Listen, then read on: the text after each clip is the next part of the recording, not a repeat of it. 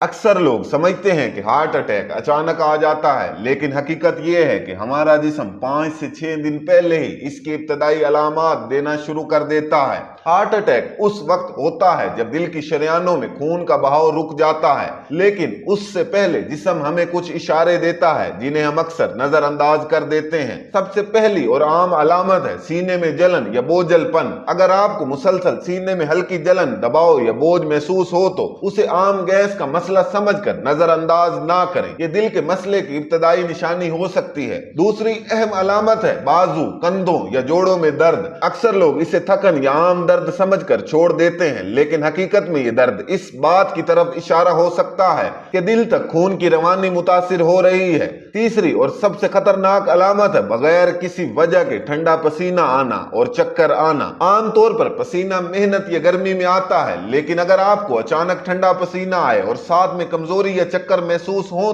तो ये एक संजीदा वार्निंग हो सकती है। दोस्तों, ये अलामत छोटी लग सकती है, लेकिन हकीकत में ये जिंदगी बचाने वाला इशारा है। अगर आप या आपके किसी करीबी को ये अलामत महसूस हो तो फौरी डॉक्टर से रजू करें, क्योंकि बरवक्त तिबी मदद हार्ट अटैक से बचा सकती है। हमें अपने जिस्म की बात सुननी चाहिए, क्योंकि कभी कभी यही छोटी सी वार्निंग हमारी जिंदगी बचा सकती है। इस मालूमात को दूसरों तक जरूर शेयर करें, शायद आपका एक शेयर किसी की जान बचा दे। और मजीद ऐसी वीडियोस के लिए हमारे पेज को फॉलो करना ना भूलें। वस्सलाम।